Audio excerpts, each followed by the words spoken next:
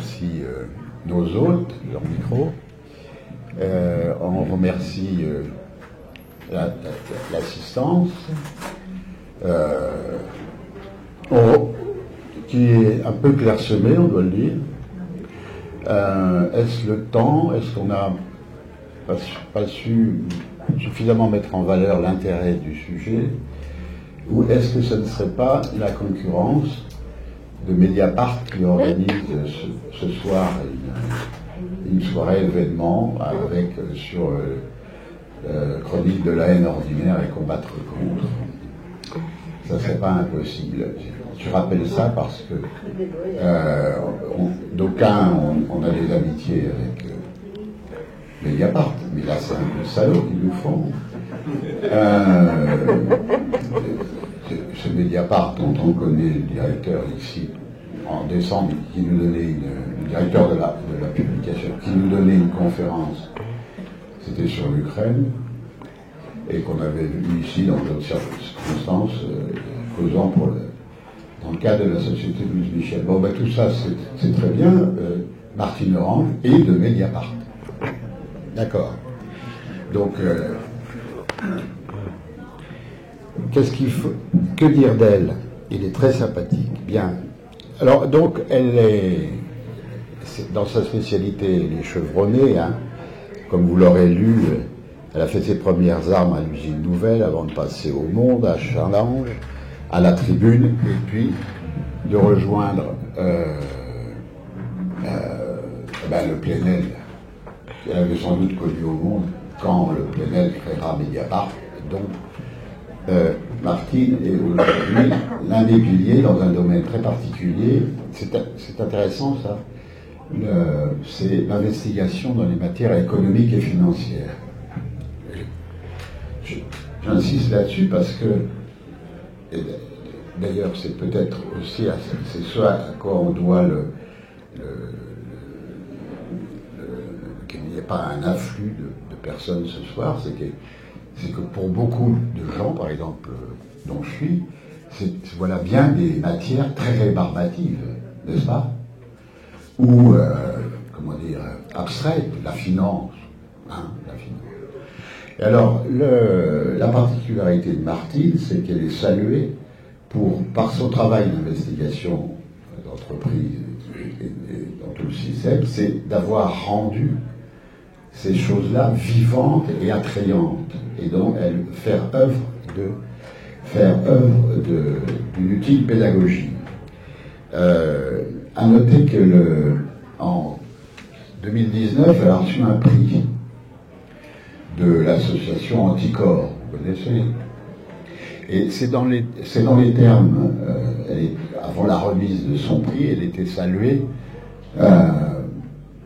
au motif que je viens de dire, son travail d'investigation et ses coups pendables, hein,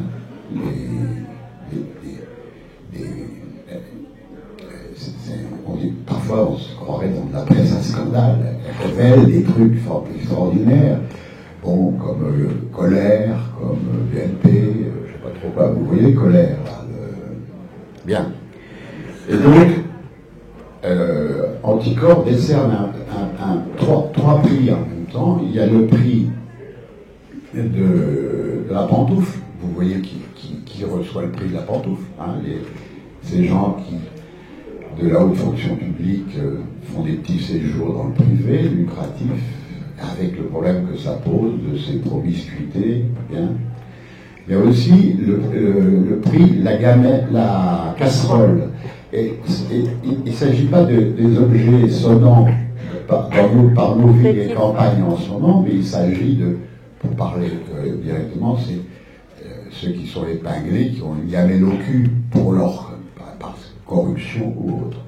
Et puis enfin, il y a le prix, alors positif celui-là, c'est le prix d'éthique d'Anticorps. Donc, Martine a le prix d'éthique d'Anticorps. Bon, pour le reste, vous avez notion du sujet. C'est venu de Philippe Pignard, l'idée. On se réunissait pour voir quel sujet aborder. Et Pignard, il avait été frappé par la chute de la Silicon Valley Bank, et puis je ne sais quelle autre banque américaine par la suite, l'histoire du Crédit Suisse, et cela, et donc il se demandait, est-ce qu'on n'est pas là devant est-ce qu'on ne s'annonce pas le château de cartes? Est-ce qu'on ne va pas se retrouver dans la situation de 2008? Bon, alors, donc là, ça fait rentrer en considération les marchés, les banques centrales, puis on se dit qu'au fond, comment ça fonctionnait ces trucs-là? On n'en savait en fait pas grand-chose. Et donc Martine va nous éclairer. C'est tout. À toi, Martine. Alors, je remercie aussi Simon, là, dont le film sera, dont la vidéo de son tournage sera sur le site la semaine prochaine, avec, il faut lui laisser le temps un petit peu de travailler, précédé donc sur le site aussi d'un compte-rendu de la main du célèbre, comment t'appelles toi, Citel, hein, et puis, bon ben voilà, tout le monde est remercié, allons-y. Alors pour 3/4 d'heure, une heure, ensuite une ou deux séries de questions, et puis après quoi, ben, un grand bravo à Martine, je serai très porté à la féliciter, j'en suis sûr, et puis ceux qui le souhaiteront pourront rester dîner. Voilà. Bien, bonsoir à tous et merci d'abord de votre invitation. Philippe me donne une lourde charge quand même d'essayer de vous rendre le sujet attractif et simple. Et donc je vais essayer de vous expliquer un peu ce qui se passe. Si jamais, j'essaie de pas jargonner, mais si jamais vous avez le sentiment de ne pas comprendre à un moment parce que je dérape, il m'arrive de déraper, n'hésitez pas à m'arrêter, n'hésitez pas à me demander des précisions, parce que c'est des domaines techniques et je comprends tout à fait que vous puissiez ne pas être familier avec toutes ces matières. Et mon but, c'est au contraire de vous expliquer un petit peu ce qui se passe. Alors, quand j'ai commencé à préparer cette intervention, je me suis dit, je me suis demandé si j'allais pas être dans l'obligation de vous donner d'autres noms de banques qui allaient faire faillite. Parce que tout ça est très très instable et finalement on avance un peu au jour le jour. Donc pour faire le décompte, pour le moment on est à 4 banques américaines qui ont fait faillite plus ou moins. Donc vous avez entendu peut-être parler de la Silicon Valley Bank qui était une banque qui était liée donc à la high-tech et toute la Silicon Valley justement. Il y avait une autre banque qui a été fermée en même temps qui s'appelle Signature, qui était liée là aux cryptoactifs, enfin qui avait une activité. Il y a une autre banque qui s'appelait Silvergate, et enfin il y a eu la First Republic Bank, sauvée par les cheveux, si je puis dire, par JP Morgan il y a moins de 8 jours. Et puis en Europe, on a eu la faillite et la reprise nuitamment, si je puis dire, du Crédit Suisse par UBS. C'est quand même, Crédit Suisse étant quand même à ce moment-là dans les 10 premières banques mondiales. Ce qui vous donne un peu l'ampleur des choses, mais c'est un peu différent. Alors il y a d'autres noms qui circulent en ce moment, tout le monde est en train d'en parler. On vous parle de Western Alliance, de Pacific West Corp, ou même de US Bank Corp, qui est quand même la 5e banque américaine. Et donc tout le monde est en train de chercher où est le maillon faible, où sera la prochaine chute, Tout ça, bien évidemment, nous rappelle de très mauvais souvenirs. Et forcément, forcément on pense à la crise financière de 2008 et à tout ce qui s'en est suivi, qui a été une décennie perdue pour l'Europe, des millions de chômeurs, des plans d'austérité, des drames un peu partout, et on se dit, est-ce que ça recommence? Alors d'une certaine façon, faut peut-être se poser le problème autrement. C'est effectivement, on est peut-être, s'il y a une autre crise, s'il y a une autre faillite bancaire, nous serons, pour le moment, on ne peut pas parler de crise, mais s'il y a une autre faillite bancaire, à un moment ou à un autre, on pourra se dire à ce moment-là qu'il y a un processus qui est enclenché et qui est très grave, et parce que les autorités américaines et toutes les autorités financières ne sont pas parvenues à endiguer un phénomène de propagation et de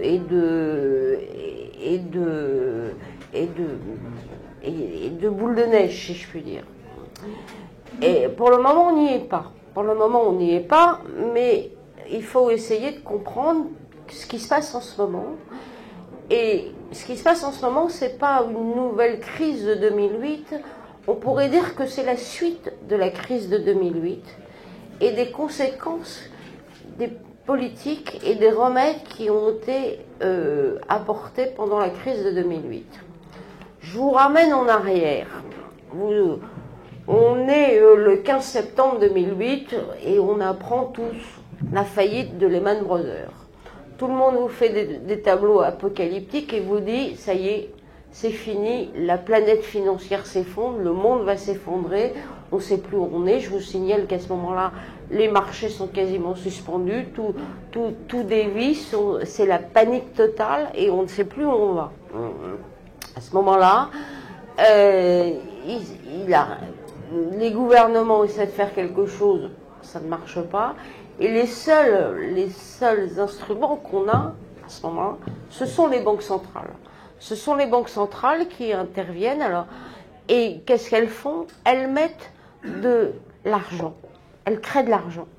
Et elles remettent de l'argent, maximum de liquidité dans tout le système financier et bancaire pour essayer d'assurer sa survie. Elles se portent garantes de tout. Elle se porte garante des actions, elle se porte garante des obligations, elle se porte garante des dettes, c'est-à-dire de tous les instruments financiers qui sont dans le marché. Et elles achètent à tour de bras, elles mettent de l'argent, des liquidités à tour de bras.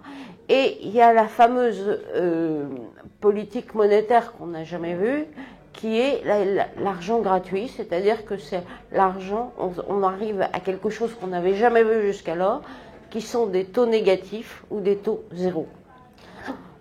Pour principe, en général, la banque, c'est aussi un métier qui fait payer le temps, qui fait payer le risque. Le taux zéro, ça veut dire qu'on gomme le temps et on gomme le risque.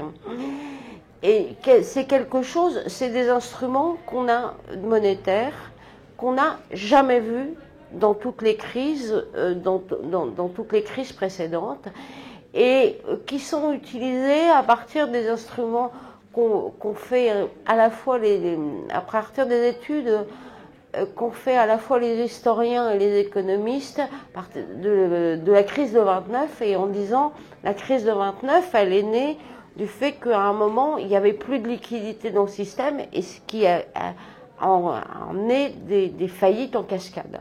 Donc pour éviter ces faillites en cascade, c'est ce qu'elles font, elles remettent de l'argent, créé de ex nihilo, je veux dire, il y a créé ex nihilo, dans le système monétaire pour éviter les faillites en cascade. Sauf que cette politique monétaire, elle dure pendant des années. Elle dure pendant des années aux États-Unis et elle dure pendant des années en Europe. Et on a déversé dans le système monétaire des milliers de milliards. Selon les estimations qui sont faites, parce qu'il faut aussi parler des autres banques centrales, les banques centrales d'Angleterre, la banque centrale de Suisse, la Banque centrale chinoise, tout le monde s'y met, hein, je veux dire. Et donc tout le monde fait les mêmes politiques. Et selon les estimations, on est à plus de 300 000 milliards, j'ai un peu de mal à aligner les zéros, 300 000 milliards de création monétaire dans cette période. Et toujours à taux zéro, etc. Les banques centrales, à ce moment-là, sont persuadées que la transmission monétaire, qu'est-ce que c'est que la transmission monétaire? C'est-à-dire, je donne de l'argent dans le système financier, dans le système bancaire, qui s'en resserre pour prêter à l'économie. Et donc, elle pense que cet argent va aller directement dans l'économie réelle et va servir. Sauf que cet argent, sauf qu'on a changé de capitalisme depuis le 29, et on a vraiment changé vraiment, et on est dans un système de capitalisme totalement financiarisé. Et toute cette création monétaire va rester d'une certaine façon scotchée dans la sphère financière et bancaire. Ce qui nous amène à ce moment-là à une création succession de bulles d'actifs qui sont partout, parce que cet argent, c'est la finance qui s'en sert pour acheter des actions, pour acheter des obligations, pour créer de la dette, pour acheter des crypto-actifs, pour acheter de l'immobilier, pour acheter tout ce qui peut être dans la sphère financière. Et cet argent, finalement, ne sert peu à l'économie réelle. Et on pense que 80 à 90% de la création monétaire est restée, comme je dis, scotchée dans cette sphère financière. La première chose que vous voyez aussi, la deuxième chose que vous voyez aussi, c'est que vous avez à ce moment-là l'apparition de creusement d'inégalités que les banques centrales ont mis longtemps à reconnaître, dont on n'a jamais vu. Enfin, il faut revenir au début du XXe siècle pour retrouver de tels écarts d'inégalité dans la population. C'est à ce moment-là que vous voyez les milliardaires qui sont à 1000 milliards, à 100 milliards et qui s'enrichissent de 23 milliards par an. C'est à ce moment-là que vous avez des entreprises qui valent plus qu'un PIB de pays. Pour vous citer un exemple, la fortune de Bernard Arnault aujourd'hui, on va prendre notre milliardaire favori, la fortune de Bernard Arnault aujourd'hui, c'est l'équivalent du PIB de la Nouvelle-Zélande ou du Portugal. 250 milliards.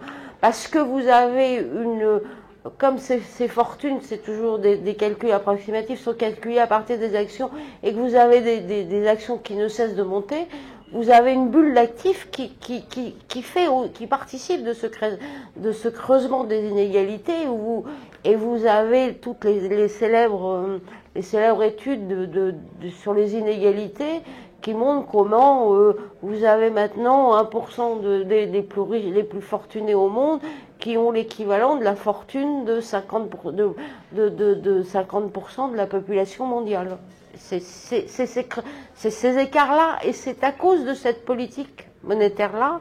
C'est pour ça que c'est intéressant de comprendre comment ça marche, parce que ça a des répercussions directes sur toute notre vie, quoi, sur toutes nos vies et sur nos politiques, sur les choses comme ça. Et à un moment, on pense que ça va s'arrêter, on commence à voir s'arrêter cette politique monétaire folle, sans précédent, à partir de 2018-2019. Sauf qu'il y a une autre chose qui arrive, il y a le Covid.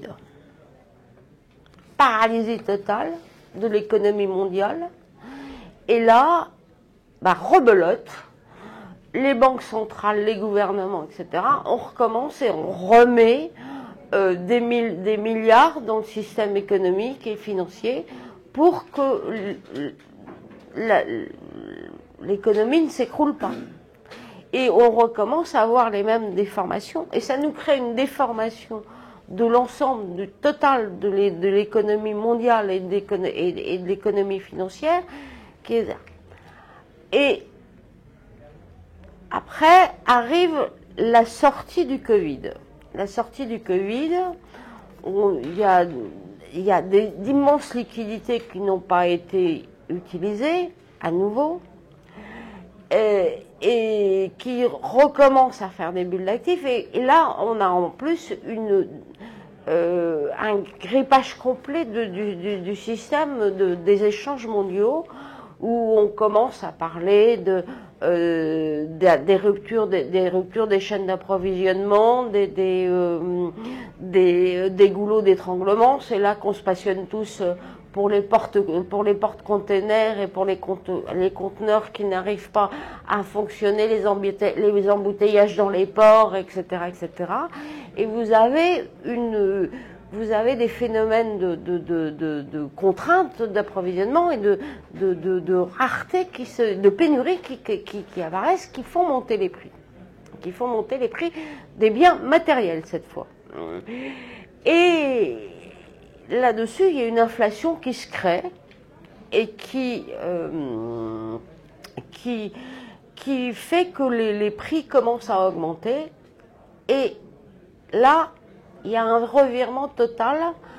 Et les banques centrales, tout le monde pense que c'est quelque chose de temporaire et que ça va se réguler une fois que les circuits financiers et les échanges se dégripperont, et que qu'on relancera les machines de production, et qu'on remettra les systèmes en marche, que les embouteillages dans les ports arrêteront, et qu'on aura un peu remis un peu tout ça. Sauf que il y a une prise de conscience dans le capitalisme, et il y a un vrai revirement. Le vrai revirement, on commence à le voir sur le marché de l'énergie, bien avant la guerre d'Ukraine.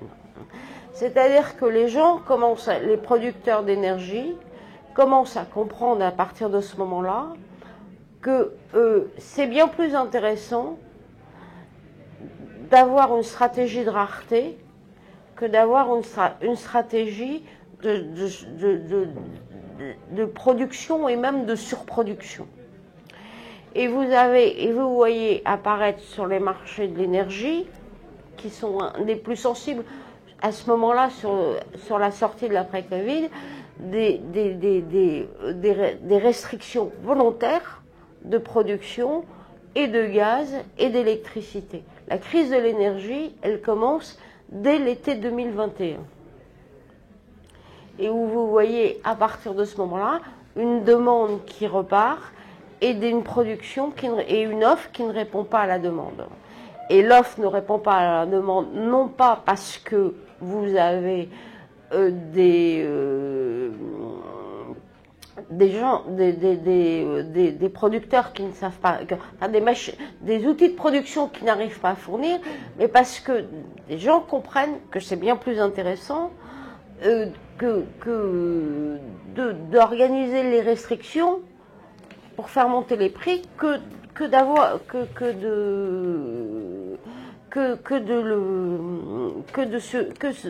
de répondre totalement à l'offre. Et on change à ce moment-là totalement de paradigme, puisque grosso modo tout le capitalisme à ce moment-là, c'était au contraire d'avoir une offre presque excédentaire par rapport à la demande pour produire le plus possible. Et là, au contraire, on organise la rareté. Et ça se passe d'abord sur le marché de l'énergie, mais tout le monde comprend que finalement cette stratégie de la rareté, elle est très payante. Et c'est ce qui vient nourrir l'inflation qui domine dans tous les pays à ce moment-là, et où on a des grands groupes qui sont en position d'imposer leurs prix, qui ont un pouvoir de marché et qui ont un pouvoir de prescription, et qui organisent eux aussi la rareté, qui organisent aussi leurs prix, etc. C'est ce qu'on appelle la boucle prix-profit. Et c'est ce qui fait ces résultats énormes que vous voyez dans les entreprises où vous avez CMA, CGM, 25 milliards de profits pour 2020. 25 milliards, vous vous rendez compte ce que c'est que 25 milliards de profits donc, bon, et tout est à l'avenant. Et là-dessus, les banques centrales ne comprennent pas exactement à ce moment-là comment ça se passe, ou ne veulent pas comprendre, et se disent, il y a de l'inflation. Ma mission, une des premières missions des banques centrales, c'est d'organiser la stabilité des prix. C'est une grande histoire de choses comme ça, et une des grandes victoires des banques centrales, là où elles ont commencé à avoir vraiment le pouvoir, c'est en 1980, quand la Fed, à ce moment-là, dirigée par Paul Volcker, a pris une succession de décisions pour augmenter les taux, pour casser toute l'inflation qu'on avait connue dans les années 70, a augmenté les taux de façon drastique et a cassé l'inflation et a changé le modèle à ce moment-là. Et donc, depuis, ça reste le modèle, il ne faut pas d'inflation dans notre économie. Et donc, elle commence à resserrer les taux et elle commence à augmenter, enfin, à resserrer leur politique monétaire, à augmenter les taux. Mais augmenter les taux à une vitesse très rapide. C'est-à-dire que je vous prends toujours la banque de la Réserve fédérale, parce que c'est elle qui donne le ton à toutes les autres. Entre janvier 2022 et aujourd'hui, les taux directeurs, c'est-à-dire là où ce qui sert de référence de base, c'est le taux minimum auquel on peut emprunter, est passé de 0,25 à 5,25. Il n'y a pas 18 mois il n'y a pas 18 mois, hein, je veux dire, donc ça va faire ça. Ces taux, si on regarde l'inflation, si on compare à l'inflation, on se dit, ils sont toujours en dessous de l'inflation. Sauf que toute cette économie qui s'était bâtie sur de l'argent gratuit, est pris à contre-pied. Tout le monde se demandait comment ça allait se passer quand on allait changer de politique monétaire et quand on allait revenir à une politique monétaire beaucoup plus dure. Et on commence à le voir, ça se passe mal. Et donc, on arrive maintenant à nos fameuses banques, parce que la faillite des banques auxquelles on a assisté, l'effondrement est lié directement à ce renversement des choses. Alors on avait eu des premières alertes, parce que il y a toujours, c'est un peu des plaques tectoniques, les marchés financiers, les marchés.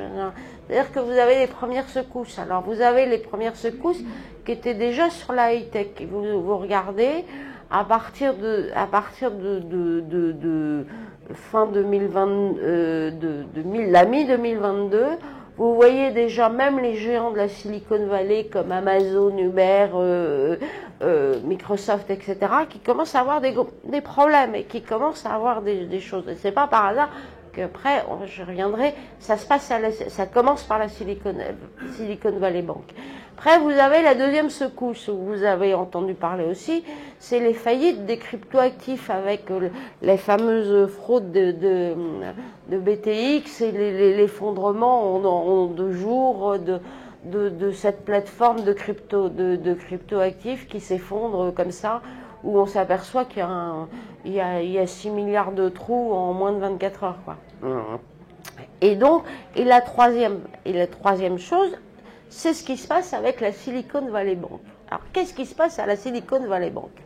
La Silicon Valley Bank, ça commence par des les entreprises où je vous dis déjà, il y a les premières secousses dans la high-tech, ça paye moins, ces machins, et les gens qui ont beaucoup emprunté dans cette banque commencent à retirer leur argent parce qu'ils ont et tirer sur les lignes de crédit parce qu'ils en ont besoin. Ça, c'est la première chose.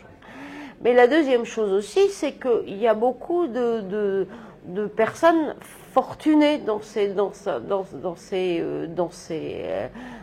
banque et qui commencent à se dire, mais j'ai des dépôts à zéro, pourquoi est-ce que mes dépôts sur mon compte ils sont pas passés alors que je peux, si je les déplace et si je les place ailleurs, je serai payé à 4%. Donc je laisse pas dormir l'argent, je sors mon argent de la banque, ça commence petit à petit, puis après vous avez des premières alertes qui commencent, et puis la rumeur, mais la banque commence à avoir des difficultés. Et là, on a ce qu'on appelle, à la fois c'est ce à quoi on assistait, c'est quelque chose de nouveau et ancien. C'est-à-dire que les derniers jours de la Silicon Valley Bank,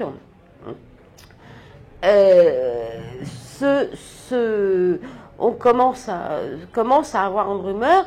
La banque a en plus de mal à faire face à ces demandes de liquidité. Pourquoi elle a du mal à faire face à ces demandes de liquidité? Parce que cette banque on n'est pas dans le scandale de ce qu'on a connu en 2008 où les banques ont placé n'importe comment, ont fait des choses comme ça. Elle a fait des choses le plus conventionnelles, c'est-à-dire que elle avait des dépôts, elle faisait des crédits et en garantie, elle achetait des obligations du Trésor américain, des choses les plus sûres qui sont considérées comme les actifs les plus sûrs du monde.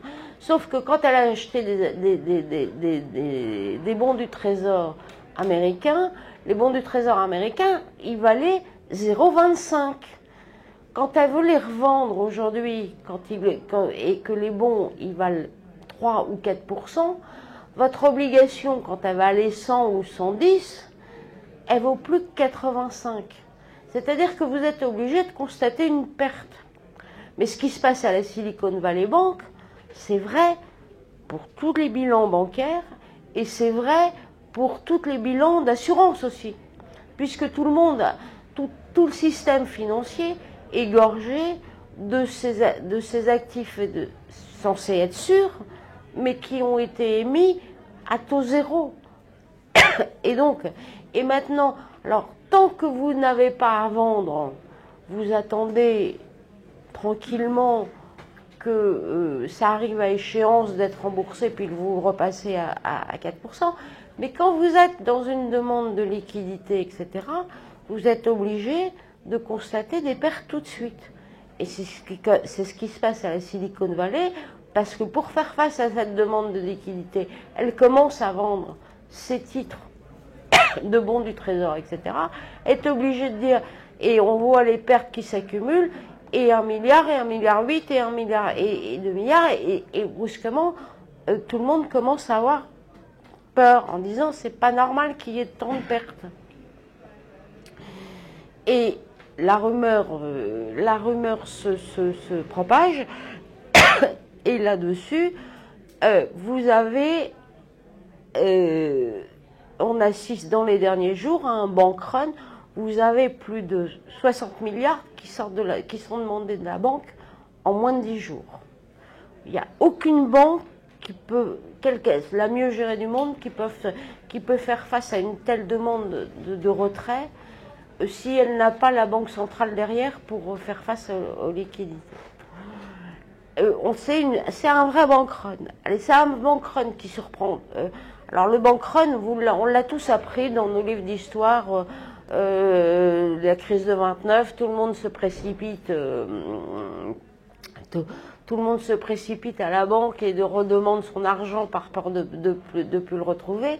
Sauf que là, c'est un bank run 2.0 à l'ère du numérique, c'est-à-dire que tous les gens sont avec leur smartphone, passent leur heure à partir de leur téléphone, et en 3 clics, vous avez viré votre argent. Vous avez déplacé votre argent. Ça va à une vitesse phénoménale. C'est une nouveauté. Et donc, c'est pour ça que je vous dis, tout le monde est pris de court parce que ça se passe là-dessus. Et là-dessus, on assiste. Et la banque, la banque, à un moment, elle ne peut plus. Je vous dis, quel que soit l'établissement bancaire, et à partir de ce moment-là, tout le monde se dit, mais c'est ce qui se passe à la Silicon Valley Bank. C'est-à-dire que ils ont des bons du trésor ou des obligations à taux négatif, etc. Et derrière, il n'y a pas, et s'il y a une demande de retrait de liquidité, etc., c'est vrai pour toutes les banques. C'est vrai pour toutes les banques. Donc tout le monde commence à regarder quels sont les établissements les plus faibles, les plus dangereux.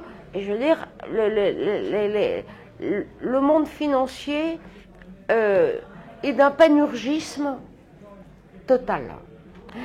Il passe de l'excès d'enthousiasme à l'excès de peur.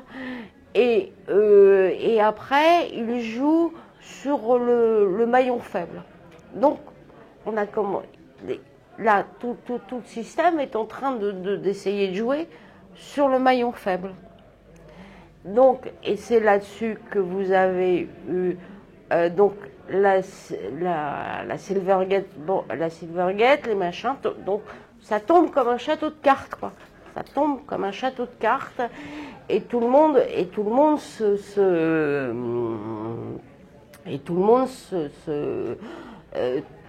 regarde quel est le prochain maillon faible. Et le premier maillon faible évident, c'était le Crédit Suisse en Europe, parce que jusqu'à présent, l'Europe est à peu près au balcon de cette histoire, c'est plutôt une histoire américaine, mais ce que je vous raconte pour les États-Unis est exactement identique en Europe pour des raisons structurelles. C'est ce que je vous explique. Quand vous avez des actifs et ce à quoi on assiste, c'est un dégonflement d'une bulle d'actifs obligataires, etc. Et là-dessus, et donc le Crédit Suisse tombe, là encore, 100 milliards en une semaine. 100 milliards de francs suisses en une semaine de retrait. D'où le sauvetage en urgence, parce que là, on était obligé d'intervenir très vite. Donc, les banques centrales, maintenant, et les autorités de régulation se retrouvent devant un double problème. Comme je vous rappelais, leur mission, c'est d'abord de lutter contre l'inflation. Et, deuxièmement, d'assurer la stabilité du système financier. Donc, est-ce qu'il est possible de mener les deux à la fois? C'est une vaste question. Pour le moment, elles font le pari quid. Alors, la difficulté, c'est que, si vous voulez, tous ces problèmes de bilan, elles peuvent plus les masquer. Donc, elles essaient de rendre de la liquidité aux banques par des tas d'outils qui sont des tas de systèmes. Je ne vais pas rentrer dans les détails parce que sauf si vous le voulez, je vous expliquerai, mais je veux pas pour leur prêter des liquidités à outrance, etc. Et dans le même temps, elles continuent à augmenter les taux en disant qu'il faut lutter contre l'inflation, sachant que la hausse des taux,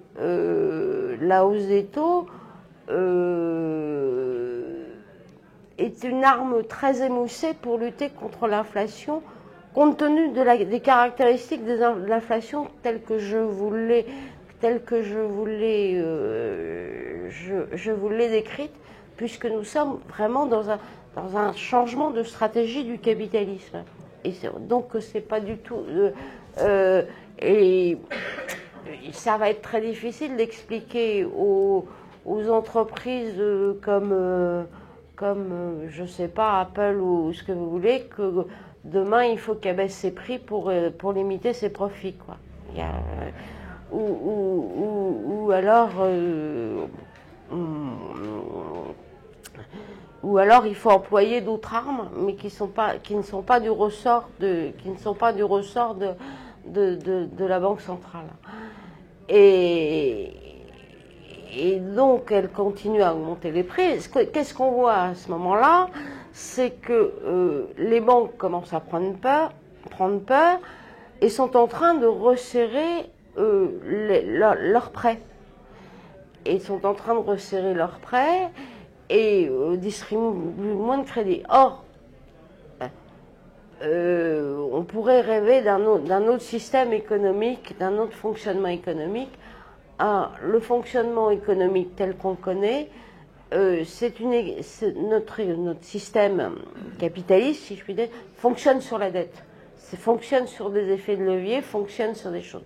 C'est-à-dire que, à fur et à mesure que vous diminuez les prêts, vous diminuez le crédit, vous diminuez l'activité économique et vous diminuez les choses. Et on voit, en plus, avec des effets sur la diminution, le dégonflement des bulles. Il y a une bulle, et tout le monde la voit venir, qui est sur le point d'éclater, c'est la bulle immobilière. Vous commencez à lire partout, il y a danger sur l'immobilier, il y a danger sur les choses comme ça, parce que il y a eu une bulle immobilière dans tous les pays occidentaux absolument délirante ces dernières années. Je veux dire, on le voit bien au prix du mètre carré. Je veux dire, c'est quand vous avez un ménage qui travaille, qui a 2 salaires, qui ne peut plus accéder à un prix d'un appartement, c'est juste qu'il y a un problème, quoi. Et que c'est une bulle qui a été entretenue par les taux à taux zéro, où on vous prêtait sur 30 ans sans apport, etc. Et où c'était l'échelle de perroquet, tous les traits. Et celle-ci, elle est en train de se dégonfler. Et la crise immobilière, elle est devant nous. Sauf que la crise immobilière, ça va aussi... Les dettes immobilières, elles sont dans les ménages, mais elles sont aussi dans les bilans des banques. Et, puisque c'est elles qui prêtent, quoi, je veux dire. Et donc, à un moment, on va se retrouver devant mais bon, il y a d'autres bulles aussi qui risquent d'éclater. La bulle, parce que toutes ces bulles, etc., s'appuient finalement sur rien. C'est-à-dire que dans le même temps, la vraie création de valeur de l'économie réelle n'a pas été du tout en adéquation par rapport au prix des actifs tels qu'on les a vus augmenter ces dernières années. Et donc nous avons une succession. Il y a des bulles partout en ce moment. Je vous dis des bulles partout. Vous voyez, regardez le Bitcoin là, qui est remonté à 27 000 $. Enfin, c'est des choses. Après être descendu à 10 000, enfin, en moins de 3 mois. Donc vous voyez des déplacements, parce qu'il y a énormément de liquidités dans le marché financier qui se déplacent partout, qui cherchent des choses. Vous voyez bien qu'il y a un problème quand vous regardez ne serait-ce que l'indice boursier du CAC 40 qui est au plus haut historique, alors que vous avez un problème d'inflation, de crise de coûts de l'énergie, de coûts de production, de pauvreté, etc. Et qu'on n'est pas du tout en adéquation. Enfin, on a des indices boursiers qui ne sont pas du tout en adéquation avec l'économie réelle, et que tout ça menace de s'effondrer. Je suis désolée, c'est pas très gai ce que je vous raconte, mais j'aimerais bien vous raconter autre chose. Et donc nous en sommes là avec tout un jeu entre le marché financier et les banques centrales, avec les banques centrales disant j'aide les banques et je fais des choses, mais je continue ma lutte contre l'inflation. Et à un moment, il y a une sorte de bras de fer en ce moment avec le marché financier qu'il dit, parce qu'il est devenu totalement addict, si je puis dire. C'est là où on a des dysfonctionnements profonds de notre capitalisme tel qu'il marche, et notre système économique tel qu'il marche. Il est devenu totalement addict de cet argent gratuit, il ne sait plus faire sans. Et donc, c'est un bras de fer pour essayer à un moment aussi que de revenir à une politique monétaire de plus en plus laxiste et à de l'argent gratuit. Donc, on en est à ce moment-là du bras de fer. On ne sait pas comment ça va, mais il y a plein de choses, plein de nuages sombres qui sont à l'horizon et qui peuvent peut-être, on en va peut-être arriver à les maîtriser, mais c'est vraiment très compliqué, quoi. Voilà, j'espère que j'ai pas été trop longue et je vous ai pas ennuyé. Très bien. Bon, alors, quelques questions. Attends, je vais te passer le micro. Attends, c'est Philippe là. Merci pour ton exposé qui est très clair et qui ouvre effectivement plein de questions. J'ai une petite question d'abord et une plus importante. La petite question, c'est est-ce qu'on a une idée, c'est tout cet argent qui a été prêté par les banques françaises, par exemple, pour donner un exemple, la BNP, en général, à des taux entre 0 et 1%, disons, pendant plusieurs années. Est-ce qu'on a une idée de ce que ça représente comme masse d'argent qui aujourd'hui, ces banques ont cet argent qui est dehors, puisqu'ils l'ont prêté, et cet argent leur rapporte très très peu, puisque cet argent reste, puisqu'en France les taux ne varient pas, contrairement à l'Angleterre ou d'autres pays. Cet argent, cette masse d'argent gigantesque qu'ils ont prêté, elle est placée pour 20 ans, 30 ans maintenant, à des taux extrêmement faibles. Oui, ces taux restent entre 0 et 2%, quoi. Et 1% et 2%, disons. Est-ce qu'on a idée de la masse? Et est-ce qu'on a idée aussi, parce qu'en 2008, on disait que justement la crise était née du fait que les banques avaient ensuite fabriqué des produits, des sous-produits avec cet argent-là qu'ils avaient prêté, ils les avaient revendus. Et c'était dispersé dans des produits qui mélangeaient des choses très diverses et que ça devenait des objets un peu, on ne savait plus très bien. Est-ce qu'il y a eu la même chose? Est-ce que les banques, comme vous l'avez dit, ont revendu ça à d'autres sites? Qui les possède aujourd'hui? Est-ce qu'on sait ce que c'est devenu, quoi, cette magie? Ça, c'est ma première question. Mais j'ai une question plus importante qui me tourmente depuis longtemps, qui est, quand on a parlé en gros, l'argent facile, l'argent à taux zéro, on a parlé du quoi qu'il en coûte, quoi. Ça correspond à ça. Oui. Or, j'étais à l'époque frappé par le fait que le quoi qu'il en coûte, ou l'argent à taux zéro, que la création, qui suppose une création monétaire par une banque centrale puissante, finalement, c'est possible que dans les pays riches. C'est-à-dire que aux États-Unis, en Europe, au Japon, sans doute, on peut faire de la création monétaire sans qu'il y ait beaucoup dans un premier temps, sans qu'il y ait apparemment beaucoup de conséquences. C'est-à-dire que cette masse d'argent sont déversées et on n'en voit pas trop les conséquences.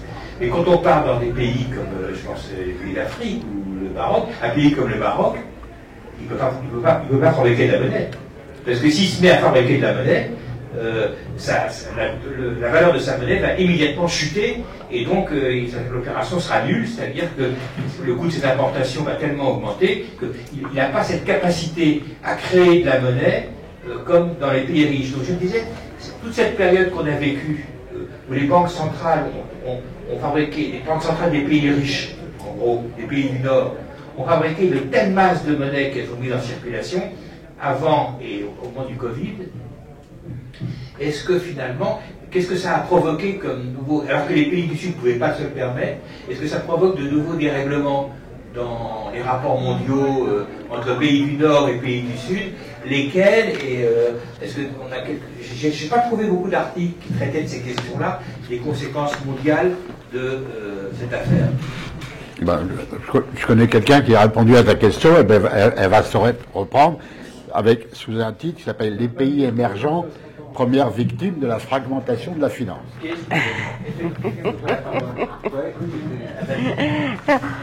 Faut que je prenne toutes les questions en note, ah, oui. alors, oui. Oui, trois petites questions. Trois petites questions. Première question, tu dis que vous dites que non, on peut me l'indice tutoyer, il n'y a aucun 40 problème. augmente et c'est anormal. En fait, comme c'est l'indice CAC 40 des 40 plus grandes capitalisations, c'est assez logique parce que c'est ces entreprises qui arrivent à imposer leur prix pour générer leur profit. Et ces entreprises génèrent énormément de profit aujourd'hui, donc le CAC 40 monte à peu près en fonction de ces résultats.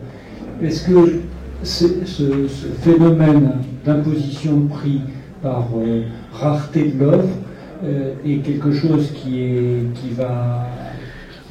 peut rester durablement sur tous les secteurs ou qui va en fait lâcher sur certains secteurs? Je prends les containers, ça a été vrai au moment de la relance post-Covid, je ne suis pas sûr que ça va durer très longtemps. Ça c'est la première remarque. La deuxième remarque, est-ce que les banques centrales, en creux dans votre exposé, il y a le fait que les banques centrales ne peuvent pas faire grand-chose.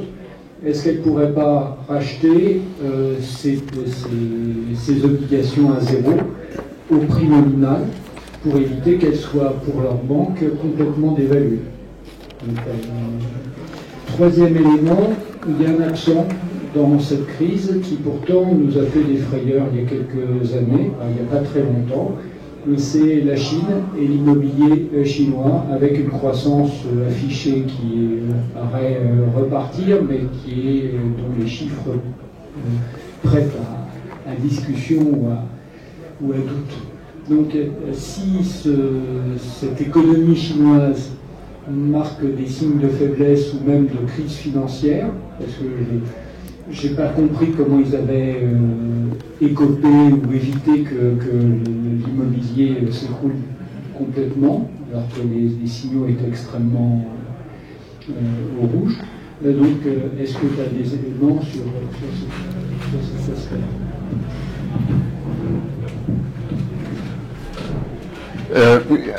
Une autre question? J'en ai une. Parce que c'est enregistré. Ça relève de la petite question. À un moment, tu as fait référence au domaine de l'énergie et de l'économie de la rareté. Et je me disais, j'étais un peu surprise parce que j'ai l'impression que l'OPEP, par exemple, a toujours joué sur l'économie de la rareté pour faire monter les prix. Donc, soit j'ai pas compris en quoi c'était nouveau, et donc j'étais curieuse que tu reviennes là-dessus. Et puis au passage, moi je souligne que j'admire Martine pour ses articles sur le domaine de l'énergie et qu'elle ne travaille pas que sur l'économie et la finance. Et il ne faut peut-être pas enregistrer cette petite. Merci beaucoup. Mais je rajouterai un petit point, c'est un exemple de ce que tu disais sur la rareté a commencé avant la crise. Dans l'édition, moi je suis dans l'édition, et sur papier. Oui. Mediapart consomme très peu de papier, peut-être. Mediapart, oui. Mais dans l'édition, effectivement, le papier est devenu très rare il y a 1 an et demi, 2 ans. Oui. Et les petites maisons d'édition étaient obligées de trouver plus de papier, étaient obligées de repousser les sorties de leurs livres, et avec les grands groupes comme Editis ou Gallimard ou autres, qui eux avaient du papier. Et ensuite, le prix du papier est multiplié par 6, dans un deuxième temps. Mais ça commence évidemment bien avant la guerre en Ukraine, bien avant les événements, et une espèce de rareté d'un seul coup s'est installée sur le marché. C'est sur ce que je sais, c'est sûr. Ah. Il y a quelqu'un d'autre? Bon. Alors, si vous le voulez bien, je vais prendre les questions dans l'ordre, comme ça, en essayant, j'espère que j'ai tout noté. Et que je n'ai pas oublié quelque chose. Sur la crise sur l'immobilier et les crédits à l'immobilier, je suis incapable de donner les chiffres parce que il y a les prêts aux ménages, les prêts aux promoteurs, les prêts au BTP, les prêts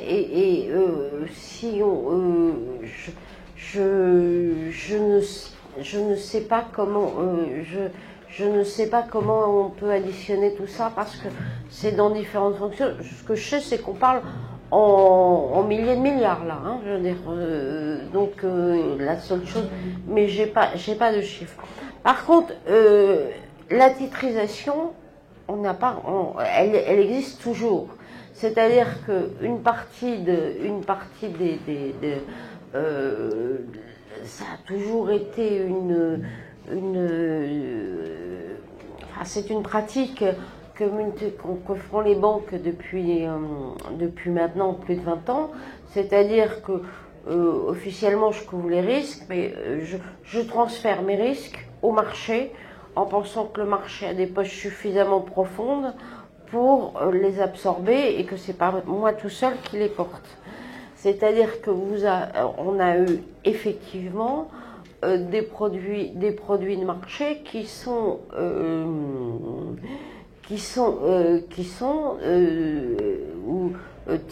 les créances immobilières, les crédits immobiliers ont été en partie titrisés.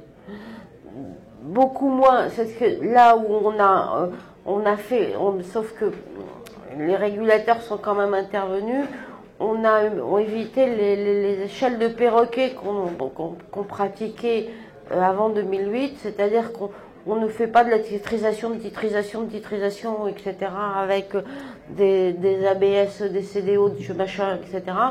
On a essayé de faire ça, mais néanmoins, une grande partie est encore sur les marchés et sur les marchés de dette et ont été titrisés mais il reste quand même que les banques ont toujours dans leur bilan et des crédits immobiliers et des crédits aux entreprises, etc. Et que ces crédits, effectivement, en France, ils sont à taux fixe et que si vous êtes engagé sur 25 ans à 2%,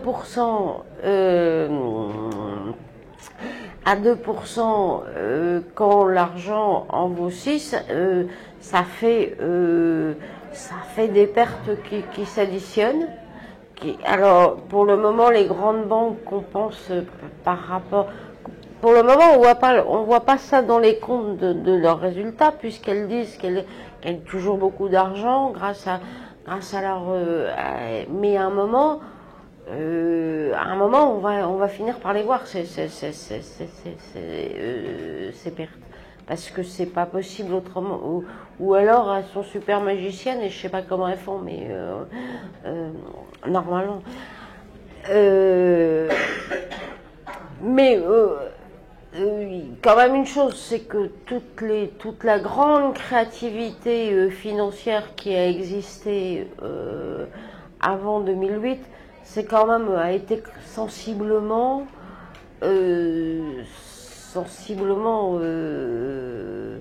maîtrisée par la suite sous la pression des régulateurs. Mais on n'est pas à l'abri de découvrir un jour quelque chose qu'on n'a pas vu du tout. Moi, je vous avoue que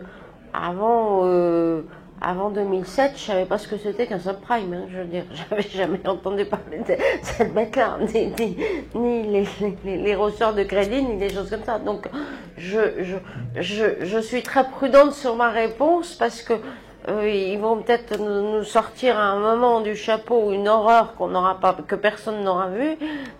Mais a priori, j'ai le sentiment que c'est un peu plus calme. Au pays émergent, vous avez bien raison. C'est-à-dire que si si le Maroc ou si même la Turquie ou si le Vietnam ou le Congo c'est différent, s'amuser à faire des comme ça de la création monétaire, etc. La réaction immédiate, c'est la dévaluation de la monnaie. Et grosso modo, à partir de ce moment-là, parce que il y a un certain nombre, et l'épuisement des réserves, et que ils ont aussi beaucoup eu par contre-coup des effets de des politiques monétaires des pays occidentaux, parce que à un moment, pour attirer des capitaux pour attirer des capitaux. Ils ont continué, eux, à provoquer à pratiquer des taux d'intérêt positifs. Et donc, on a vu, à partir de 2012 jusqu'à 2016, tout ce qu'on appelle le carry trade. C'est-à-dire que les banques ou les investisseurs allaient déposer de l'argent dans ces pays, et puisqu'ils avaient où ils touchaient un intérêt, et alors que s'ils le laissaient aux États-Unis ou en Europe, ça leur rapportait rien. Ça participe aux grandes difficultés. C'est pas la seule cause, mais ça participe aux difficultés qu'ont notamment connues pays comme le Brésil et l'Argentine à partir des choses comme ça, parce que dès que les taux américains, c'est à nouveau eux qui ont donné le signal du repli, ont commencé, la Fed a commencé à pratiquer, à augmenter un tout petit peu ses taux avant le Covid. À partir de ce moment-là, on a vu un afflux de capitaux qui sont revenus aux États-Unis et qui ont complètement déséquilibré les balances des paiements de tous ces pays-là. Et alors qu'on nous racontait,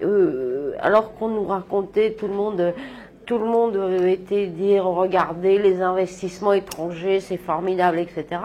Ce qu'on s'aperçoit, c'est que les investissements étrangers dans ces pays sont souvent des investissements extrêmement volatiles et qu'il y a des effets de bord extraordinaires et qui ont mis les pays, un certain nombre de pays en grande difficulté à partir de 2016-2017. Donc, alors après, on peut se poser la question parce qu'on dit la politique, les pays occidentaux, il y a seuls les pays occidentaux, etc. et peuvent pratiquer cette politique de création monétaire extensive. Et il n'y a pas d'effet de bord. Si, les effets de bord, ils sont aujourd'hui. C'est-à-dire qu'on a un effet retard, mais il n'y a pas eu la sanction immédiate de la dévaluation ou de la dépréciation de la monnaie, même si le dollar est resté assez faible et l'euro est resté assez faible, a beaucoup baissé pendant toutes ces périodes. Mais on peut considérer que l'effet, on commence à en voir, à toucher les premiers effets de cette politique. Aujourd'hui, comme j'explique, on peut même se poser la question sur l'inflation, parce que l'inflation, c'est certes la hausse des prix des biens matériels, des effets de rareté aussi, mais c'est aussi si on le prend dans une chose comme ça, alors les banquiers centraux n'en parlent jamais parce que c'est aussi la manifestation d'une dévaluation monétaire. C'est-à-dire qu'un bien, je mettais $1 pour avoir ça, maintenant il faut que je mette $1,20 pour avoir ça, parce que mon dollar, il a plus la même valeur qu'en 2008.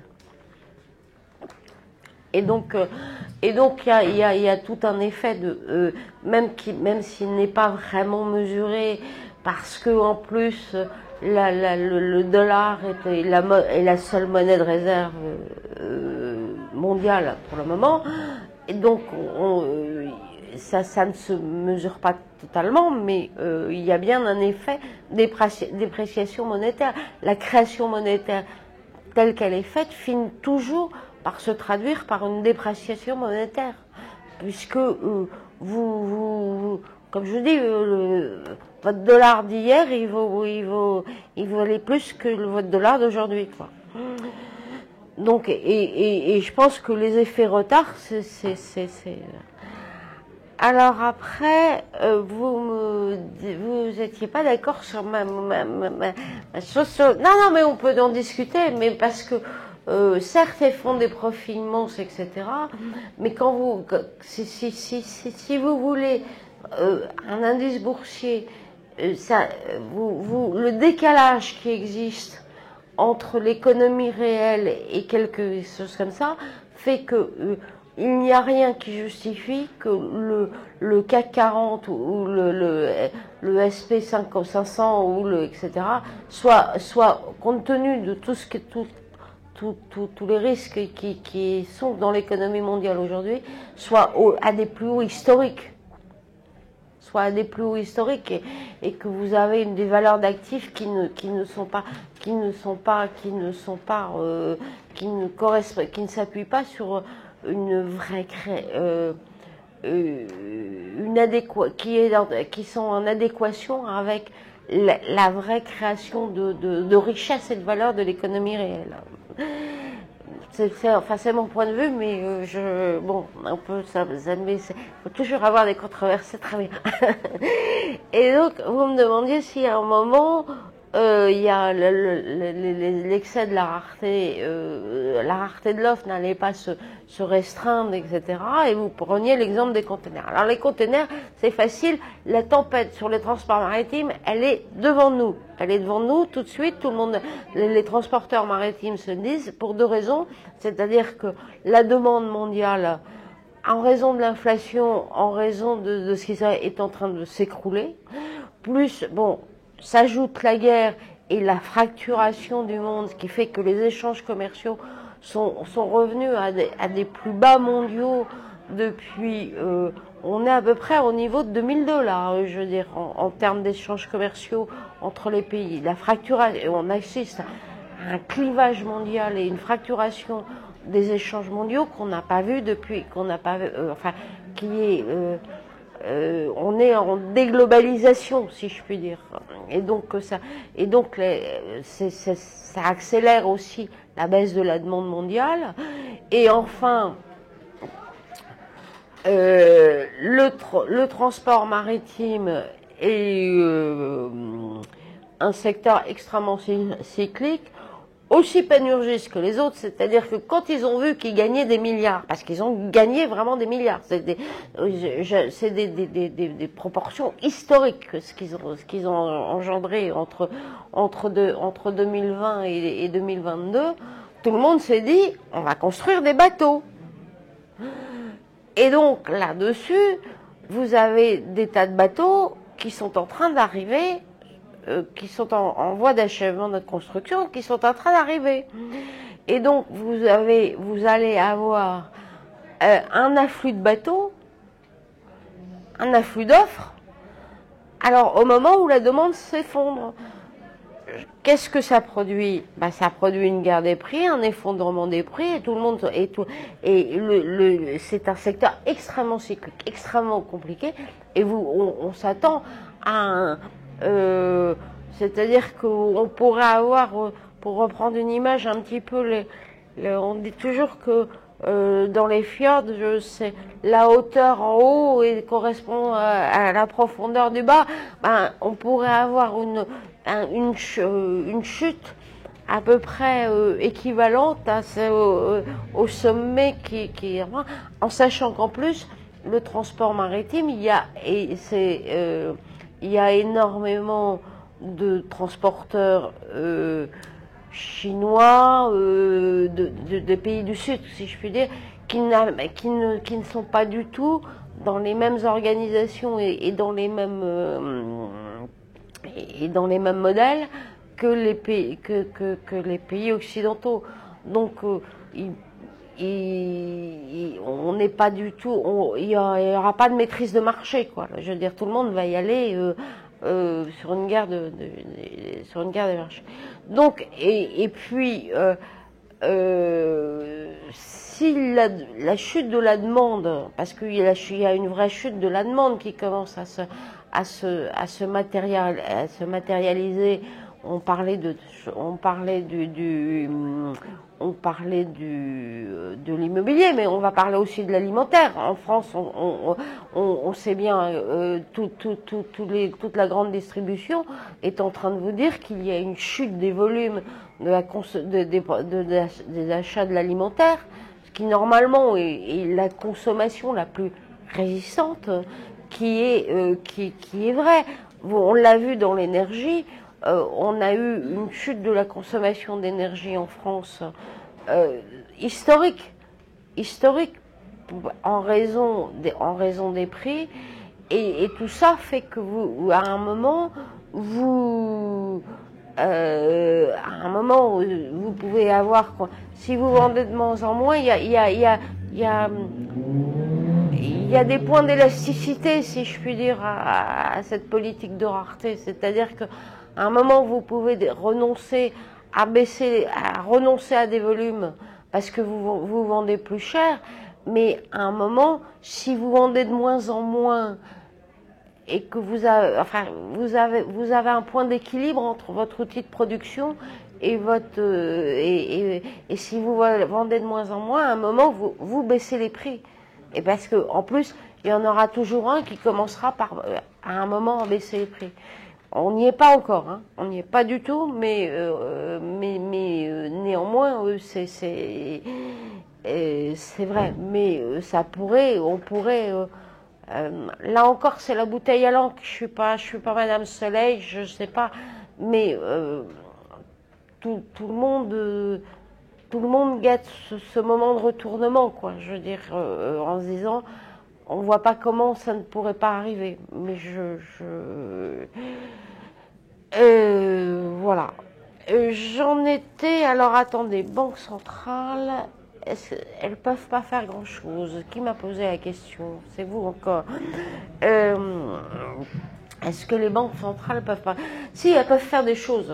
Elles peuvent faire des choses parce que à un moment, je veux dire, on a demandé aux banques centrales depuis 40 ans, c'est-à-dire avec l'avènement du néolibéralisme, etc., de tout faire et d'être l'arbitre de toutes les élégances, etc.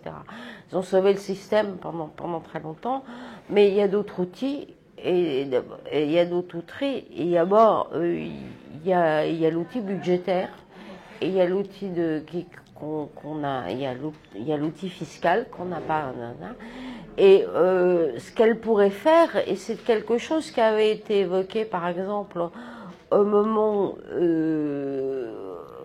de la crise du Covid, et qui à un moment ou à un autre reviendra sur le tapis, et vous verrez qu'à un moment on en discutera, y compris aux États-Unis, compte tenu du niveau d'endettement de l'État américain, et ben c'est de retirer de la liquidité en rachetant les dettes de l'État américain et en les annulant.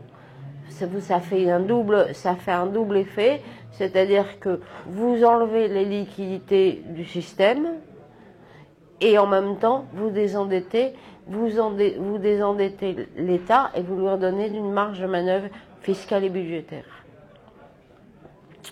Et je pense qu'à un moment, politique non conventionnelle pour politique non conventionnelle, certains recommenceront à évoquer cette question d'annulation de la dette. Enfin, d'une certaine façon, c'est ce qui se passe quand les pays font défaut. À un moment, on arrête et on fait les choses. Et c'est parce que le niveau d'endettement est tel qu'à un moment, il faut. Alors, il y a trois façons d'annuler la dette. Il y a l'inflation, mais l'inflation, ça grignote la dette et ça met longtemps et c'est plein d'effets secondaires. Il y a l'annulation et puis il y a la guerre. C'est mieux l'annulation. Hein. Voilà. Et la guerre a commencé.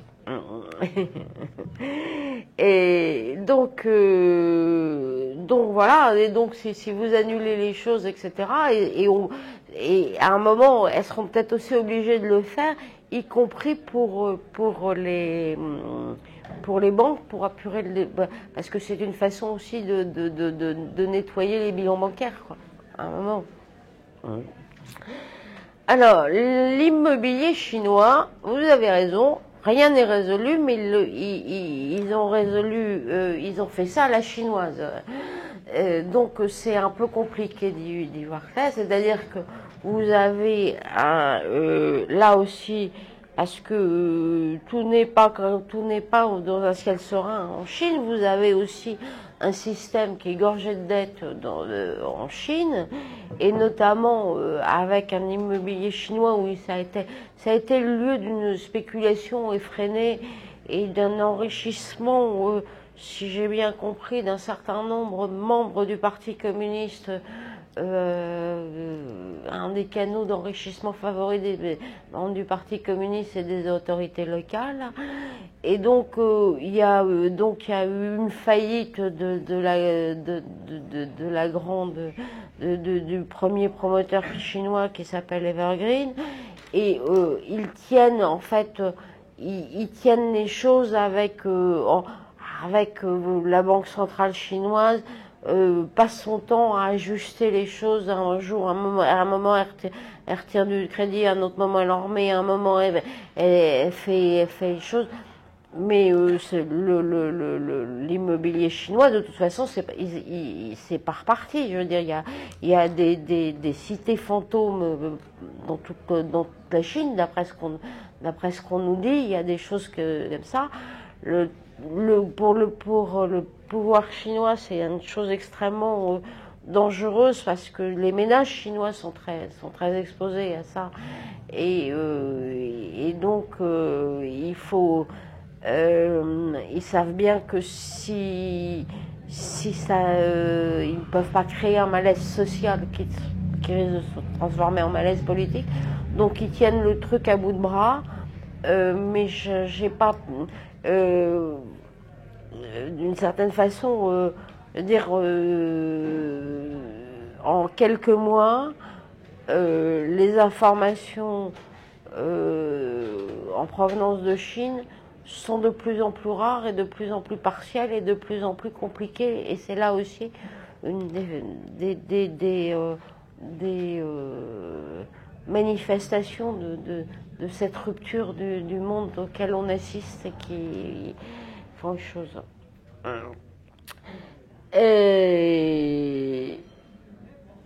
C'était l'OPEP et la Rareté. Alors, l'OPEP, pendant très longtemps, a eu comme politique, non pas organiser la rareté, mais organiser l'équilibre du marché, ce qui est un peu différent.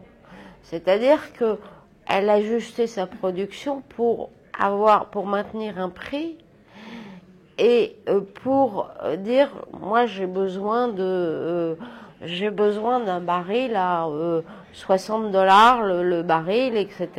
Et en fonction de la demande, je fais les ajustements en production pour maintenir un prix à peu près stable. Depuis quelques années, ils ont changé un peu de politique. C'est-à-dire, d'abord, ils ont remonté considérablement le niveau du baril dont ils ont besoin pour leur économie, à la fois pour des besoins internes et à la fois pour, comme ils l'expliquent, pour acter la dépréciation du dollar, en disant le dollar vaut moins, donc là où j'avais besoin de 60, maintenant mon baril il doit valoir au moins 80. C'est une autre manifestation. Et là-dessus, elles organisent aussi, elles ne sont plus seulement dans une fonction d'équilibre, mais elles organisent aussi plus ou moins, c'est subtil, elles n'ont aucun intérêt à emmener le baril à $160, mais le faire osciller entre 80 et 100, ça leur va très bien, quoi. C'était en particulier parce que tu insistais sur le fait que c'était les premiers et que c'était aussi oui, parce que c'est de ce qui allait se passer dans les autres marchés. Qui m'interpellait. C'était la première fois où on l'a vu à l'été 2021, où elles ont commencé à organiser, à avoir cette politique de la rareté, et l'acteur le plus manifeste, ça a été la Russie sur le sujet. Dès l'été 2021, la Russie a commencé à jouer sur le gaz. J'aurais dit que tu en avais une demi, j'aurais dit une. Bon. Une demi. Ça n'a. Alors, moi, ça part dans tous les sens. Là. Je lisais, j'ai oublié de son nom, il s'appelle Hutchinson, je ne sais pas trop quoi. C'est un conseiller éminent de Biden en matière de politique étrangère. Et il était interviewé, ça s'était retranscrit dans la revue en ligne Grand Continent. Et le gars, là, Hutchinson ou autre, là, il a dit des choses absolument extraordinaires. Il a dit qu'avec Biden, on était parti pour une nouvelle ère. Et ce qui la caractérise, c'est l'interventionnisme, l'intervention de l'État dans l'économie. Et je ne sais plus s'il a employé le mot, mais en fait c'était très lisible. Évidemment, c'est la fin du néolibéralisme. Voilà.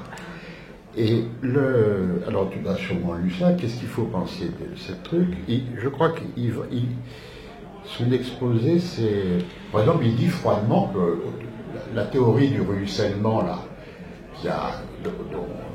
qui était l'un des éléments de langage de la théorie du néolibéralisme, avec Reagan et Thatcher et compagnie, ça n'a jamais marché, justement. Donc il y a un retournement, je crois qu'il vend ça comme sous le terme de Green New Deal. Un New Deal, intervention.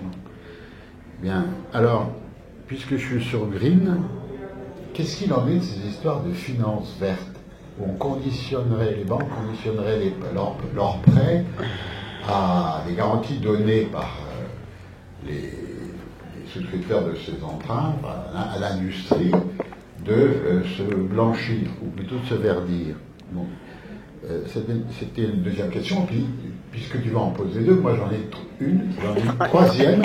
Qu'est-ce qu'il faut penser des extraordinaires résolutions annoncées en fanfare hier dans Le Monde par Gabriel Attal sur la chasse aux escrocs, enfin aux... Question facile, ça. Aux fraudeurs fiscaux. Aux fraudeurs fiscaux. Bon, alors à toi, Philippe. La question que je voulais te poser, c'était de savoir, du point de vue des économistes, dont tu surveilles les travaux, dont tu regardes les travaux, comment ils apprécient la guerre en Ukraine et tout ce qui va avec, c'est-à-dire les sanctions, etc. Comment ça intervient dans cette situation économique qu'on décrit, dans ce contexte général qu'on décrit? Est-ce que c'est marginal? Est-ce que ça joue pas de rôle? Ou est-ce que ça joue un rôle et si oui, lequel? Ça, c'est la première chose. Et parce qu'on n'en parle jamais, en fait, on n'en parle pas beaucoup de ce point de vue-là.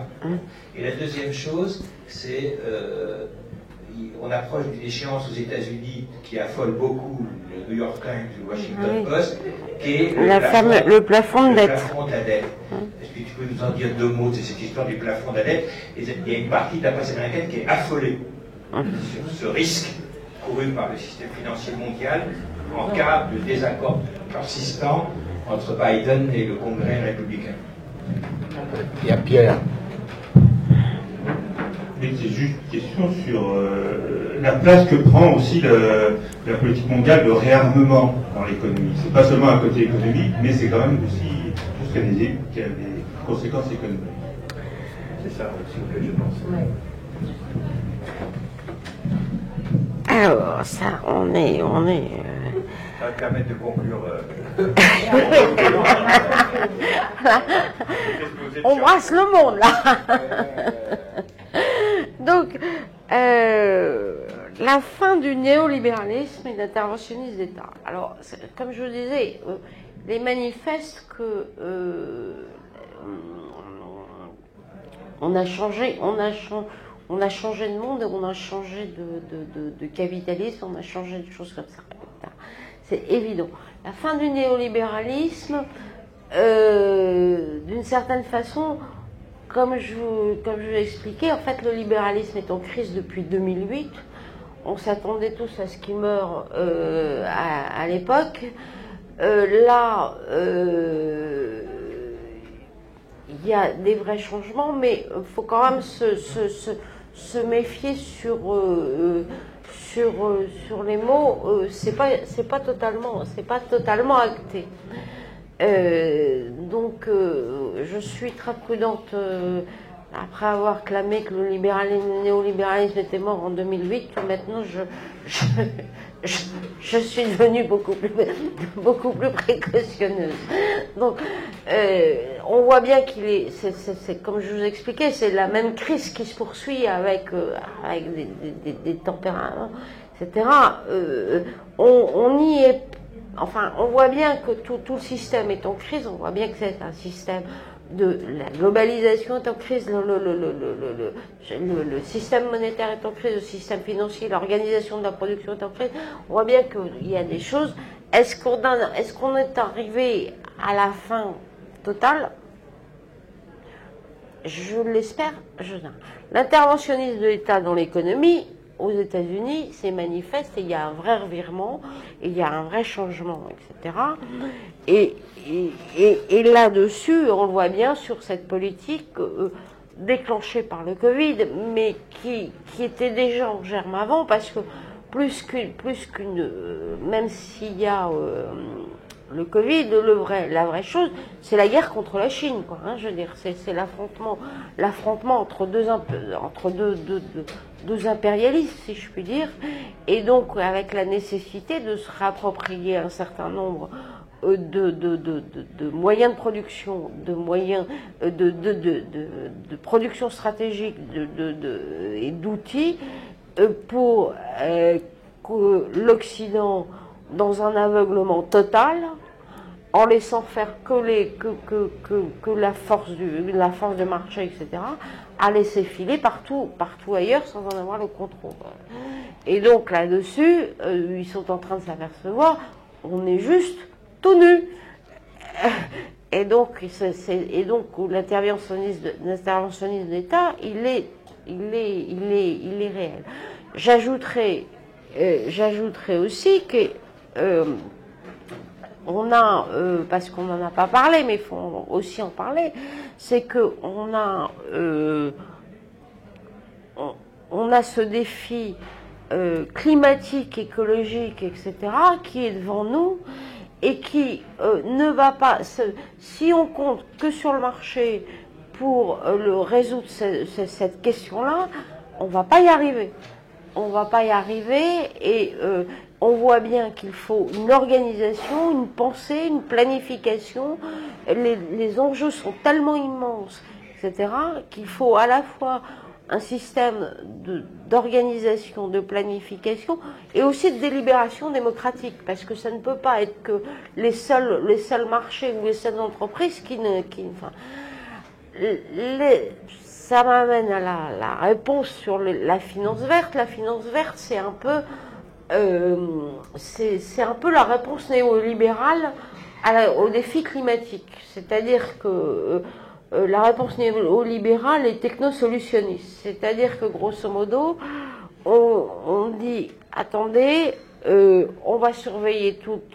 On a bien compris, il faut plus qu'on finance les énergies fossiles, il faut qu'on veille au CO2, on va faire... Ce qui aboutit d'ailleurs, parce que la finance verte, ça aboutit aussi à marchandiser absolument tous les éléments naturels, le CO2, l'eau, les choses comme ça, c'est la marchandisation de tous les biens communs qui sont essentiels à l'humanité. Et ça s'inscrit dans cette... En pensant que le marché va être le grand arbitre, et on voit bien ce qu'il en est de marché. Il crée des déséquilibres fous, et il ne pense qu'à court terme. Or, il faut qu'on pense à long terme, très long terme sur ces sujets-là. Et donc, c'était la réponse en disant, vous en faites pas, grâce au marché, on va pouvoir avoir toutes les réponses. Et la finance, on va bien orienter nos investissements, et en plus, vous voyez bien, c'est on a la réponse.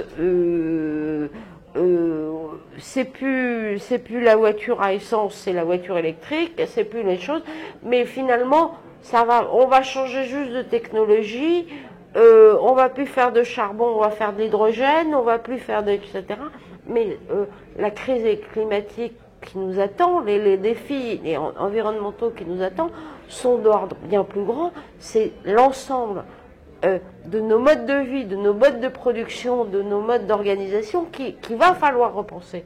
Et c'est pas aux banques de nous dire comment il faut le repenser. Et ça s'appelle, c'est pas ce qu'elle nous propose, c'est pas le Green New Deal, qu'elle nous propose, c'est le greenwashing, c'est-à-dire je peins tout en vert et tout va être dans le meilleur des mondes. Et donc c'est là-dessus que et c'est pour ça aussi que l'État sera obligé d'intervenir, parce que les enjeux sont tellement colossaux, les investissements et les bifurcations qu'on va devoir faire sont tellement immenses qu'il va bien falloir que ce soit la puissance publique qui l'organise et qui le finance. Avec l'aide des banques centrales, par contre. Après, je ne sais pas si j'ai répondu aux questions. Oui, si, tout à fait. La chasse aux fraudeurs fiscaux. Bon, faut vraiment commencer. Je veux dire, la chasse aux fraudeurs fiscaux, je veux dire, c'est un effet d'annonce parce qu'il faut amuser la galerie en ce moment, quoi. Je veux dire, oui, non, on n'est pas le gouvernement des riches, etc. Qu'est-ce qu'ils font? Enfin, je veux dire, qu'est-ce qu'ils ont fait depuis 6 ans? Qu'est-ce qu'ils ont fait depuis 20 ans? Ils n'ont jamais, on supprime toutes les choses. Bon, si brusquement ils ont la révélation, bienvenue, mais moi j'attends de voir, quoi. Je veux dire. Pourquoi tu le dis? Pourquoi tu m'interpelles pas en me disant pauvre pomme? Mais non, mais je veux dire, bon, on est dans la com, quoi. Je veux dire, bon. Mais à partir de ce moment-là, c'est vraiment, à la fois, on voit bien que c'est utile parce que justement, on va avoir besoin d'argent public, on va avoir besoin d'investissement public, et donc il va falloir quand même qu'on réhabilite l'impôt, la contribution, la transparence fiscale, les choses comme ça, et qu'on va pas pouvoir continuer à ou alors si on laisse faire ça, ça va être terrible, quoi. Ça va être socialement, démocratiquement, sociétalement terrible, quoi. Ce qui nous arrivera. Mais ça tient presque de la guerre civile, quoi. Je veux dire, bon. Après, la guerre en Ukraine et les sanctions. Alors la guerre, effectivement, j'en ai parlé. C'est-à-dire que la guerre en Ukraine, c'est important, mais il faut pas. J'en ai pas beaucoup parlé pour le moment. Enfin, dans toute cette histoire de drogue, parce que il y a les causes profondes et il y a les accélérateurs. La guerre en Ukraine, c'est un accélérateur de toutes les choses qui sont en train de se passer de façon sismique et systémique, quoi. Et effectivement, la guerre en Ukraine est un facteur à accélérer la crise énergétique, à accélérer qui était là, qui était latente, hein, je veux dire, même si elle nous oblige à des départements, etc. Quand on parle, j'ai plusieurs fois insisté sur la fracturation du monde, sur les choses comme ça, parce que c'est aussi un ordre, c'est aussi quelque chose qui va profondément impacter la façon dont l'argent circule, dont les capitaux circulent, dont le monde s'organise. Si le dollar, il n'est pas du tout dit que le dollar restera la seule monnaie de réserve, et je pense que que vous voyez déjà que des institutions comme la Banque mondiale ou l'FMI sont en train déjà d'être ébranlées par ce système-là, et ça accélère les choses sur une fracturation qui, d'une certaine façon, avait commencé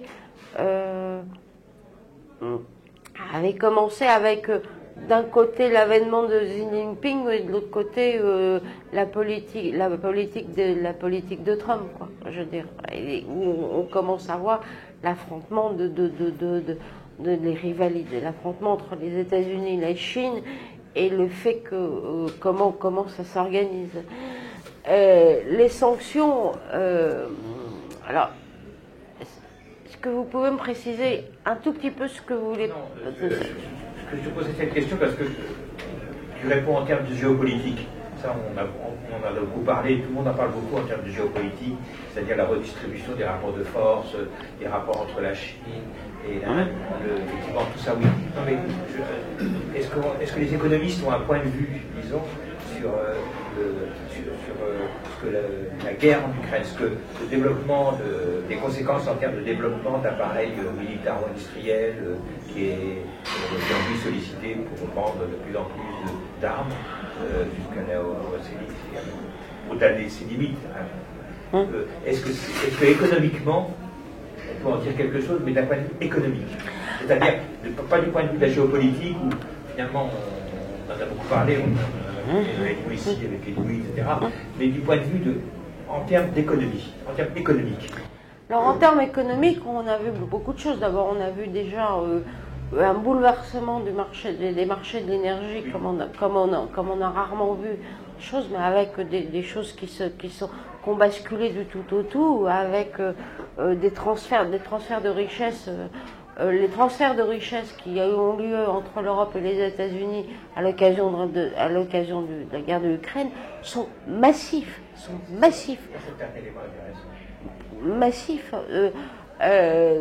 Rien que parce que maintenant on achète du gaz de schiste dont on ne voulait pas avant, 6 à 8 fois plus cher qu'on achetait du gaz russe aujourd'hui.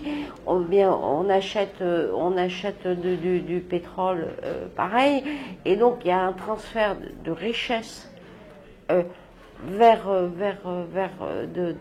l'Europe vers les États-Unis qui est massif, qui est accéléré en plus par toute la politique de Biden sur j'attire les entreprises étrangères sur mon territoire, je les subventionne, je les paye, et avec un vrai risque de désindustrialisation et un vrai risque de perte de compétences dans des choses, et de fuite de capitaux vers les États-Unis aussi. Et après, il y a et ça, tout le monde est en train de se poser la question de ces transferts et comment ça peut évoluer dans le temps.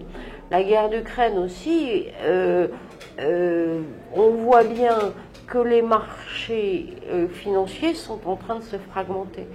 Je ne serais pas étonnée qu'à un moment, cette liberté de circulation des capitaux qu'on nous met en exergue et qui a été un des grands mouvements qui a accompagné le néolibéralisme soit remise en cause. De toute façon, elle commence de facto à être remise en cause, parce que vous voyez des pays, vous voyez des investisseurs qui ne veulent plus aller dans certains pays parce que considérés comme trop risqués, et vous avez des pays qui ne veulent plus certains investisseurs parce que considérés comme risqués.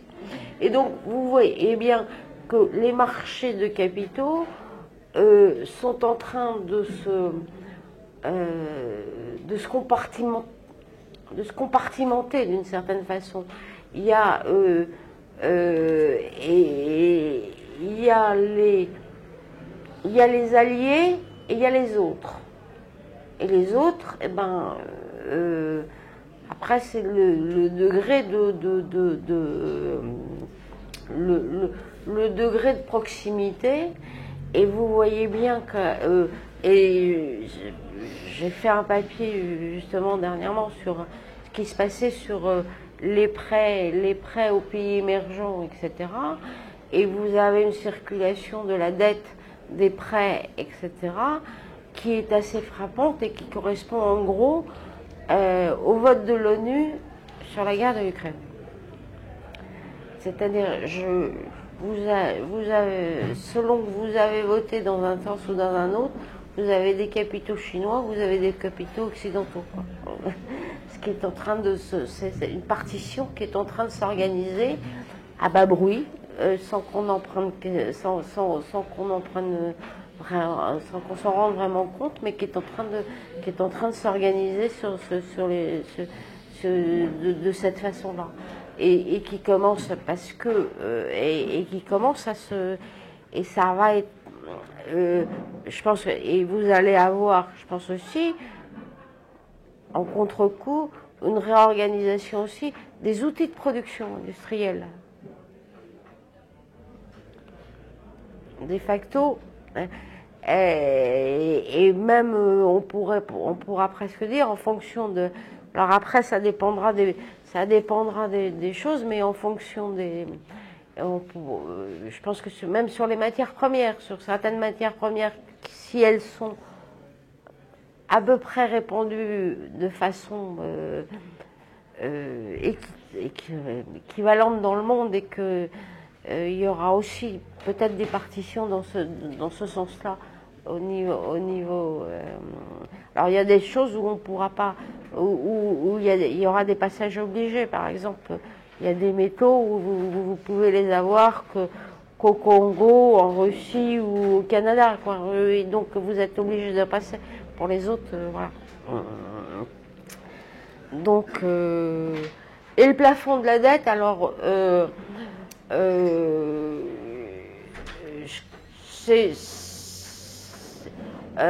rappelez-vous, en 2010, il y avait eu le même scénario. Obama, les républicains, ça allait être la crise abominable, etc. Et puis finalement, etc. Et c'est plus une crise politique qu'une crise économique parce que je ne crois pas que... Alors après, il y aura des ajustements, hein, je veux dire, sur les choses, mais ça relève. Je ne vois pas les États-Unis faire défaut. Mais ou alors. Avec les États-Unis, on peut toujours avoir des avec les États-Unis, on peut toujours. Mais non, on peut tout à fait imaginer que les États-Unis disent un jour. Je ne reconnais plus ma dette extérieure et vous allez vous faire voir. Mais ça sera autre chose que et la dernière question sur la politique de réarmement, on y est et ça participe totalement dans toute cette dans les besoins aussi de financement, de finances publiques, etc. Et à un moment, où comment on retombe dans la reprise en main, c'est-à-dire que l'État qui avait joué les grands absents pendant 40 ans en disant le marché pourvoit tout et j'aurai tout ce que je veux, quand je veux, comme je veux, et je m'en occupe pas parce que le marché sera rien, c'est fini ça, c'est fini. On est rentré dans une ère de période dure, et à partir de ce moment-là, avec tout ce que ça suppose aussi, de pression budgétaire, de pression fiscale, de pression, etc., et de réinvestissement dans un certain nombre de technologies et tout. Donc voilà. Je ne sais pas si j'ai répondu à toutes vos questions. Oui. Merci.